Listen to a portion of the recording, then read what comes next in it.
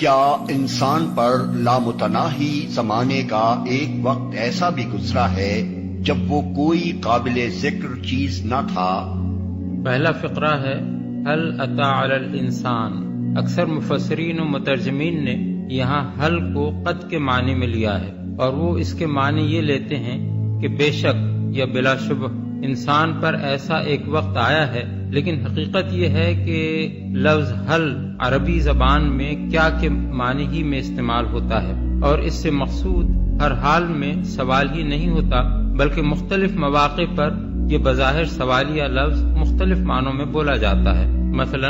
کبھی تو ہم یہ معلوم کرنا چاہتے ہیں کہ فلاں واقعہ پیش آیا ہے یا نہیں، اور کسی سے پوچھتے ہیں کیا یہ واقعہ پیش آیا ہے۔ کبھی ہمارا مقصود سوال کرنا نہیں ہوتا، بلکہ کسی بات کا انکار کرنا ہوتا ہے، اور یہ انکار ہم اس انداز میں کرتے ہیں کہ کیا یہ کام کوئی اور بھی کر سکتا ہے۔ کبھی ہم ایک شخص سے کسی بات کا اقرار کرانا چاہتے ہیں، اور اس غرض کے لیے اس سے پوچھتے ہیں کہ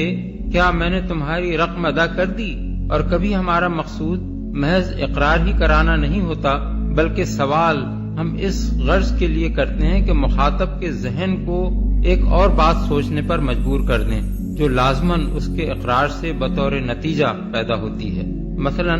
ہم کسی سے پوچھتے ہیں کیا میں نے تمہارے ساتھ کوئی برائی کی ہے۔ اس سے مقصود صرف یہی نہیں ہوتا کہ وہ اس بات کا اقرار کرے کہ آپ نے اس کے ساتھ کوئی برائی نہیں کی ہے، بلکہ اسے یہ سوچنے پر مجبور کرنا بھی مقصود ہوتا ہے کہ جس نے میرے ساتھ کوئی برائی نہیں کی ہے، اس کے ساتھ میں برائی کرنے میں کہاں تک حق بجانب ہوں۔ آیت زیر بحث میں سوالیہ فقرہ دراصل اسی آخری معنی میں ارشاد ہوا ہے۔ اس سے مقصود انسان سے صرف یہی اقرار کرانا نہیں ہے کہ فی الواقع اس پر ایک وقت ایسا گزرا ہے، بلکہ اسے یہ سوچنے پر مجبور کرنا بھی ہے کہ جس خدا نے اس کی تخلیق کا آغاز ایسی حقیر سی حالت سے کر کے اسے پورا انسان بنا کر کھڑا کیا، وہ آخر اسے دوبارہ پیدا کرنے سے کیوں عاجز ہوگا۔ دوسرا فقرہ ہے حین من الدہر۔ دہر سے مراد وہ لامتناہی زمانہ ہے جس کی نہ ابتدا انسان کو معلوم ہے نہ انتہا، اور حین سے مراد وہ خاص وقت ہے جو اس لامتناہی زمانے کے اندر کبھی پیش آیا ہو۔ کلام کا مدعا یہ ہے کہ اس لامتناہی زمانے کے اندر ایک طویل مدت تو ایسی گزری ہے جب سرے سے نوع انسانی ہی موجود نہ تھی، پھر اس میں ایک وقت ایسا آیا جب انسان نام کی ایک نوع کا آغاز کیا گیا، اور اسی زمانے کے اندر ہر شخص پر ایک ایسا وقت آیا ہے جب اسے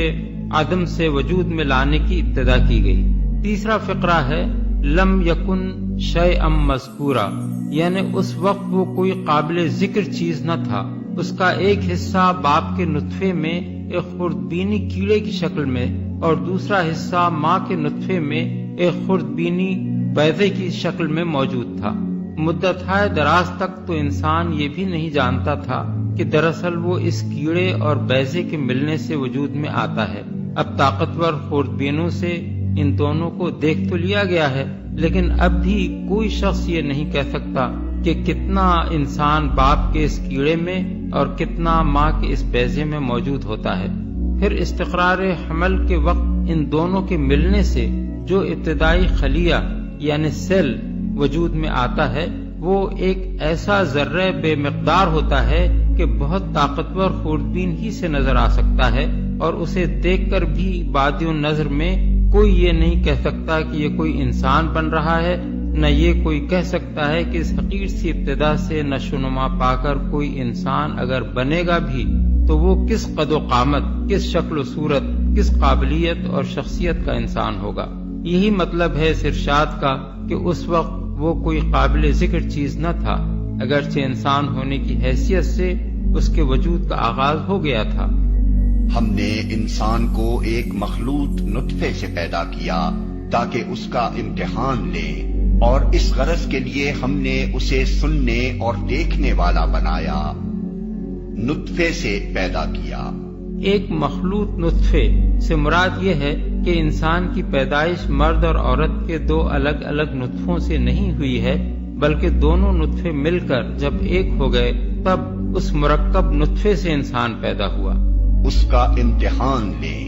یہ ہے دنیا میں انسان کی اور انسان کے لیے دنیا کی اصل حیثیت۔ وہ درختوں اور جانوروں کی طرح نہیں ہے کہ اس کا مقصد تخلیق یہیں پورا ہو جائے اور قانون فطرت کے مطابق ایک مدت تک اپنے حصے کا کام کر کے وہ یہیں مر کر فنا ہو جائے۔ نیز یہ دنیا اس کے لیے نہ دارالعذاب ہے جیسا کہ راہب سمجھتے ہیں، نہ دارالجزا ہے جیسا کہ تناسخ کے قائلین سمجھتے ہیں، نہ چراگاہ اور تفریحگاہ ہے جیسا کہ مادہ پرست سمجھتے ہیں، اور نہ رزم گاہ جیسا کہ ڈارون اور مارکس کے پیرو سمجھتے ہیں، بلکہ دراصل یہ اس کے لیے ایک امتحان گاہ ہے۔ وہ جس چیز کو عمر سمجھتا ہے حقیقت میں وہ امتحان کا وقت ہے جو اسے یہاں دیا گیا ہے۔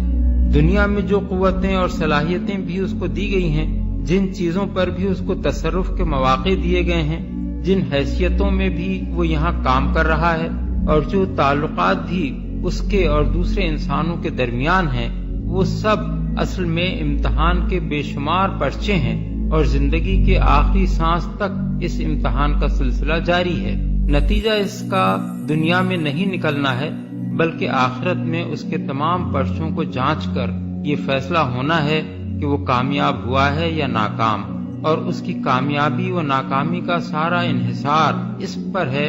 کہ اس نے اپنے آپ کو کیا سمجھتے ہوئے یہاں کام کیا اور کس طرح امتحان کے وہ پرچے کیے جو اسے یہاں دیے گئے تھے۔ اگر اس نے اپنے آپ کو بے خدا یا بہت سے خداؤں کا بندہ سمجھا اور سارے پرچے یہ سمجھتے ہوئے کیے کہ آخرت میں اسے اپنے خالق کے سامنے کوئی جواب دہی نہیں کرنی ہے، تو اس کا سارا کارنامہ زندگی غلط ہو گیا۔ اور اگر اس نے اپنے آپ کو خدا واحد کا بندہ سمجھ کر اس طریقے پر کام کیا جو خدا کی مرضی کے مطابق ہو اور آخرت کی جواب دہی کو پیش نظر رکھا، تو وہ امتحان میں کامیاب ہو گیا۔ یہ مضمون قرآن مجید میں اس کثرت کے ساتھ اور اتنی تفصیلات کے ساتھ بیان کیا گیا ہے کہ ان سب مقامات کا حوالہ دینا یہاں مشکل ہے۔ جو حضرات اسے پوری طرح سمجھنا چاہتے ہوں وہ تفہیم القرآن کی ہر جلد کے آخر میں فہرست موضوعات کے اندر لفظ آزمائش نکال کر وہ تمام مقامات دیکھ لیں جہاں قرآن میں مختلف پہلوؤں سے اس کی وضاحت کی گئی ہے۔ قرآن کے سوا دنیا کی کوئی کتاب ایسی نہیں ہے جس میں یہ حقیقت اتنی وضاحت کے ساتھ بیان کی گئی ہو۔ سننے اور دیکھنے والا بنایا۔ اصل میں فرمایا گیا ہے ہم نے اسے سمیع و بصیر بنایا۔ اس کا مفہوم صحیح طور پر ہوش گوش رکھنے والا بنایا سے ادا ہوتا ہے، لیکن ہم نے ترجمے کی رعایت سے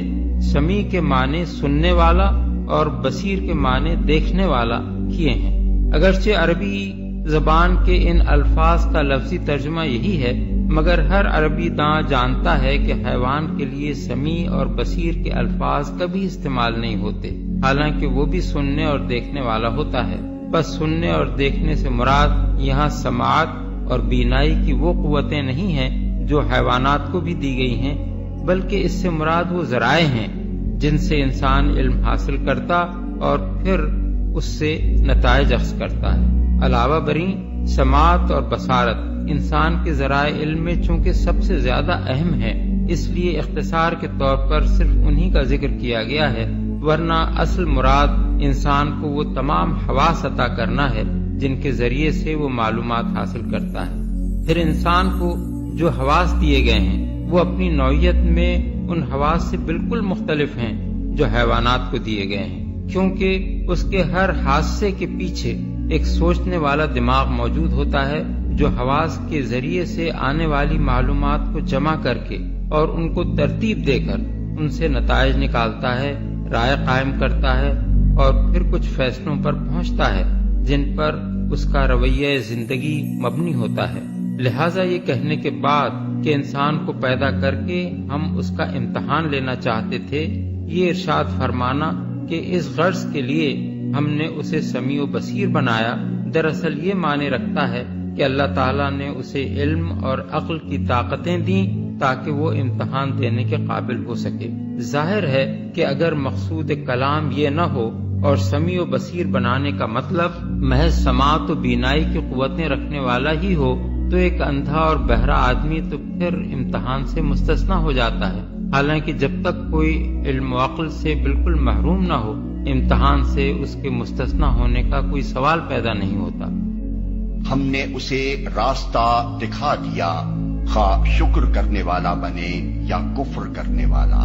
یعنی ہم نے اسے محض علم و عقل کی قوتیں دے کر ہی نہیں چھوڑ دیا، بلکہ ساتھ ساتھ اس کی رہنمائی بھی کی تاکہ اسے معلوم ہو جائے کہ شکر کا راستہ کون سا ہے اور کفر کا راستہ کون سا، اور اس کے بعد جو راستہ بھی وہ اختیار کرے اس کا ذمہ دار وہ خود ہو۔ سورہ بلد میں یہی مضمون ان الفاظ میں بیان کیا گیا ہے، وَهَدَيْنَاهُ النَّجْدَيْنِ، یعنی اور ہم نے اسے دونوں راستے یعنی خیر و شر کے راستے نمایاں کر کے بتا دیے۔ اور سورہ شمس میں یہی بات اس طرح بیان کی گئی ہے، وَنَفْسٍ وَمَا سَوَّاهَا فَأَلْهَمَهَا فُجُورَهَا وَتَقْوَاهَا، یعنی اور قسم ہے انسان کے نفس کی اور اس ذات کی جس نے اسے تمام ظاہری و باطنی قوتوں کے ساتھ استوار کیا، پھر اس کا فجور اور اس کا تقوی دونوں اس پر الہام کر دیے۔ ان تمام تصریحات کو نگاہ میں رکھ کر دیکھا جائے اور ساتھ ساتھ قرآن مجید کے ان تفصیلی بیانات کو بھی نگاہ میں رکھا جائے جن میں بتایا گیا ہے کہ اللہ تعالیٰ نے انسان کی ہدایت کے لیے دنیا میں کیا کیا انتظامات کیے ہیں، تو معلوم ہو جاتا ہے کہ اس آیت میں راستہ دکھانے سے مراد رہنمائی کی کوئی ایک ہی صورت نہیں ہے، بلکہ بہت سی صورتیں ہیں جن کی کوئی حد و نہایت نہیں ہے۔ مثال کے طور پر نمبر 1، ہر انسان کو علم و عقل کی صلاحیتیں دینے کے ساتھ ایک اخلاقی حس بھی دی گئی ہے، جس کی بدولت وہ فطری طور پر بھلائی اور برائی میں امتیاز کرتا ہے۔ بعض افعال اور اوصاف کو برا جانتا ہے اگرچہ وہ خود ان میں مبتلا ہو، اور بعض افعال و اوصاف کو اچھا جانتا ہے اگرچہ وہ خود ان سے اجتناب کر رہا ہو۔ حتیٰ کہ جن لوگوں نے اپنی اغراض و خواہشات کی خاطر ایسے فلسفے گھڑ لیے ہیں جن کی بنا پر بہت سی برائیوں کو انہوں نے اپنے لیے حلال کر لیا ہے، ان کا حال بھی یہ ہے کہ وہی برائیاں اگر کوئی دوسرا ان کے ساتھ کرے تو وہ اس پر چیخ اٹھتے ہیں، اور اس وقت معلوم ہو جاتا ہے کہ اپنے جھوٹے فلسفوں کے باوجود حقیقت میں وہ ان کو برائی سمجھتے ہیں۔ اسی طرح نیک اعمال و اوصاف کو خواہ کسی نے جہالت اور حماقت اور دقیانوسیت ہی قرار دے رکھا ہو، لیکن جب کسی انسان سے خود اس کی ذات کو کسی نیک سلوک کا فائدہ پہنچتا ہے تو اس کی فطرت اسے قابل قدر سمجھنے پر مجبور ہو جاتی ہے۔ 2، ہر انسان کے اندر اللہ تعالیٰ نے ضمیر یعنی نفس لوامہ نام کی ایک چیز رکھتی ہے جو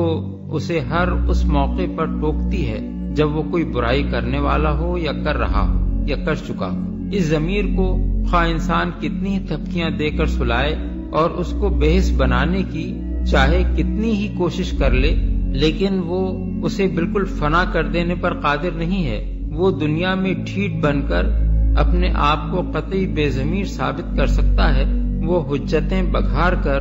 دنیا کو دھوکہ دینے کی بھی ہر کوشش کر سکتا ہے، وہ اپنے نفس کو بھی فریب دینے کے لیے اپنے افعال کے لیے بے شمار عذرات تراش سکتا ہے، مگر اس کے باوجود اللہ نے اس کی فطرت میں جو محاسب بٹھا رکھا ہے وہ اتنا جاندار ہے کہ کسی برے انسان سے یہ بات چھپی نہیں رہتی کہ وہ حقیقت میں کیا ہے۔ یہی بات ہے جو سورہ قیامہ میں فرمائی گئی ہے کہ انسان خود اپنے آپ کو خوب جانتا ہے، خواہ وہ کتنی ہی معذرتیں پیش کرے۔ آیت 15۔ 3، انسان کے اپنے وجود میں اور اس کے گرد و پیش زمین سے لے کر آسمان تک ساری کائنات میں ہر طرف ایسی بے شمار نشانیاں پھیلی ہوئی ہیں جو خبر دے رہی ہیں کہ یہ سب کچھ کسی خدا کے بغیر نہیں ہو سکتا، نہ بہت سے خدا اس کارخانہ ہستی کے بنانے والے اور چلانے والے ہو سکتے ہیں۔ اسی طرح آفاق اور انفس کی یہی نشانیاں قیامت اور آخرت پر بھی سری دلالت کر رہی ہیں۔ انسان اگر ان سے آنکھیں بند کر لے یا اپنی عقل سے کام لے کر ان پر غور نہ کرے، یا جن حقائق کی نشاندہی یہ کر رہی ہیں ان کو تسلیم کرنے سے جی چرائے تو یہ اس کا اپنا قصور ہے۔ اللہ تعالیٰ نے اپنی طرف سے تو حقیقت کی خبر دینے والے نشانات اس کے سامنے رکھ دینے میں کوئی کسر نہیں اٹھا رکھی ہے۔ 4، انسان کی اپنی زندگی میں، اس کی ہمعصر دنیا میں اور اس سے پہلے گزری ہوئی تاریخ کے تجربات میں بے شمار واقعات ایسے پیش آتے ہیں اور آتے رہے ہیں جو یہ ثابت کرتے ہیں کہ ایک بالاتر حکومت اس پر اور ساری کائنات پر فرمانروائی کر رہی ہے، جس کے آگے وہ بالکل بے بس ہے، جس کی مشیت ہر چیز پر غالب ہے اور جس کی مدد کا وہ محتاج ہے۔ یہ تجربات و مشاہدات صرف خارج ہی میں اس حقیقت کی خبر دینے والے نہیں ہیں، بلکہ انسان کی اپنی فطرت میں بھی اس بالاتر حکومت کے وجود کی شہادت موجود ہے، جس کی بنا پر بڑے سے بڑا دہریہ بھی برا وقت آنے پر خدا کے آگے دعا کے لیے ہاتھ پھیلا دیتا ہے، اور سخت سے سخت مشرک بھی سارے جھوٹے خداؤں کو چھوڑ کر ایک خدا کو پکارنے لگتا ہے۔ 5 انسان کی عقل اور اس کی فطرت قطعی طور پر حکم لگاتی ہے کہ جرم کی سزا اور عمدہ خدمات کا صلہ ملنا ضروری ہے۔ اسی بنا پر تو دنیا کے ہر معاشرے میں عدالت کا نظام کسی نہ کسی صورت میں قائم کیا جاتا ہے، اور جن خدمات کو قابل تحسین سمجھا جاتا ہے ان کا صلہ دینے کی بھی کوئی نہ کوئی شکل اختیار کی جاتی ہے۔ یہ اس بات کا صریح ثبوت ہے کہ اخلاق اور قانون مکافات کے درمیان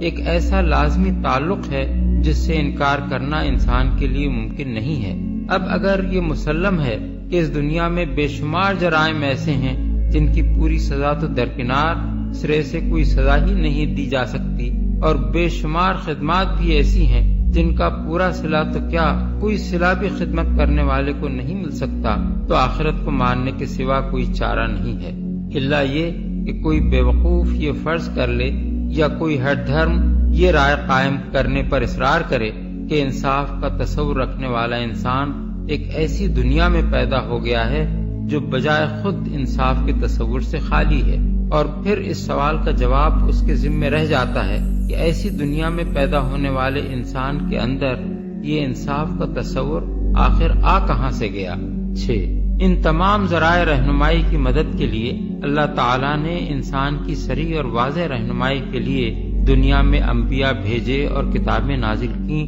جن میں صاف صاف بتا دیا گیا کہ شکر کی راہ کون سی ہے اور کفر کی راہ کون سی، اور ان دونوں راہوں پر چلنے کے نتائج کیا ہیں۔ انبیاء اور کتابوں کی لائی ہوئی یہ تعلیمات بے شمار محسوس اور غیر محسوس طریقوں سے اتنے بڑے پیمانے پر ساری دنیا میں پھیلی ہیں کہ کوئی انسانی آبادی بھی خدا کے تصور، آخرت کے تصور، نیکی اور بدی کے فرق اور ان کے پیش کردہ اخلاقی اصولوں اور قانونی احکام سے ناواقف نہیں رہ گئی ہے، خواہ اسے یہ معلوم ہو یا نہ ہو کہ یہ علم اسے انبیاء اور کتابوں کی لائی ہوئی تعلیمات ہی سے حاصل ہوا ہے۔ آج جو لوگ انبیاء اور کتابوں کے منکر ہیں یا ان سے بالکل بے خبر ہیں، وہ بھی ان بہت سی چیزوں کی پیروی کر رہے ہیں جو دراصل انہی کی تعلیمات سے چھن چھن کر ان تک پہنچی ہیں، اور وہ نہیں جانتے کہ ان چیزوں کا اصل ماخذ کون سا ہے۔